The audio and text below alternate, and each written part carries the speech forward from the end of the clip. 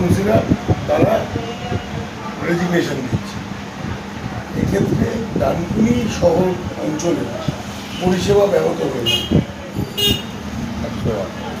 এ বিষয়ে আপনারা কীভাবে দেখছেন বিষয়টা? দেখুন, ডানকুনি পৌরসভা আজকে যেভাবে তৈরি হয়েছিল 15 বছর ধরে, যারা ক্ষমতায় ছিল তারা সঠিক মতন পরিচালনা করতে পারেনি। তারপরে কিছু কিছু ক্ষেত্রে এমন হয়েছে যে সরকারি পয়সারও নয়ছয় হয়েছে, এটা অস্বীকার করার জন্যে। আবার কিছু কিছু জায়গায় যে ঝিলপিল বোঝানো, যেটা আপনাকে আমি দায়িত্ব নিয়ে বলছি, শুধু যে সরকারি দল ছিল তা নয়, তৃণমূল ছিল, বিরোধী দলেরও কেউ কেউ, যেমন আপনার 13 নম্বর ওয়ার্ডের একটা 80 বছরের আগের একটা 7-8 বিঘের ঝিল, সেটাকে বোঝানো হলো, যার জন্য আজকে 13 নম্বর ওয়ার্ড 12 নম্বর ওয়ার্ডের জল আজও পর্যন্ত জমে থাকে। আর তারপরে যেভাবে কাজ শুরু হলো, দেখুন রাজনীতিতে হার জিত থাকতেই পারে, আমি কোনো রকম অন্যায় করতেই পারি, তার জন্য আমার বিচার ব্যবস্থা আছে, কিন্তু বিচার ব্যবস্থাটাকে রাস্তায় এইভাবে বর্তমান সরকার নিয়ে এসছে, এই নতুন একটা ভাষা যেটা আমরা কোনোদিন পশ্চিমবঙ্গের সুস্থ মানুষ কোনোদিন জানি না, টিন থেরাপি।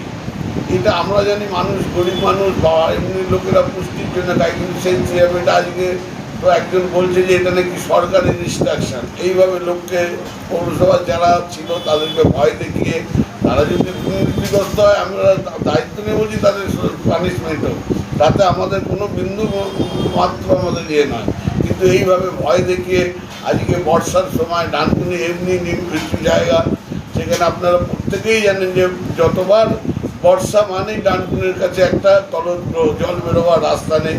সেই সময় তাও পৌরসভা প্রতিনিধিরা থাকলে তাদের কাছে যেয়ে আমরা বলতে পারতাম। আজকে আমরা এমন একটা জায়গায় দাঁড়ালাম, না আমরা ঘাটে থাকলাম না আমরা ঘরে থাকলাম। আজকে রাস্তাঘাট আপনারা দেখুন, ময়লা বেরোচ্ছে না। আমরা যখন কাউন্সিলরদের বলি তারা বলছে আমরা ভয়ে রাস্তায় বেরোতে পারছি না, বিজেপির এই যে অসভ্য বর্বর, যেটা বলা যায় এদেরকে, এরা যেভাবে মানুষের উপরে অত্যাচার করছে, বললাম ক্ষমতা আজ আছে কাল নাও থাকতে পারে, কিন্তু মানুষের কাছে এমন কোনো দৃষ্টান্ত তৈরি করা উচিত না যেটা আমার আগামী দিনের প্রত্যেকটা ক্রিয়ারই কিন্তু প্রতিক্রিয়া থাকে। সেই কথাটা মানুষের মনে রাখার দরকার। এবং আমরা নিজেরাও খুব তটস্থ বা আমরাও খুব চিন্তিত যে ডানকুনির এই বর্ষাকালে যে ব্লিচিং দেওয়া বা এই জল নিকাশির ব্যবস্থা ইয়ে করা, এগুলো কারা করবে আমরা আজকে জানি না কতটা কী হতে পারবে।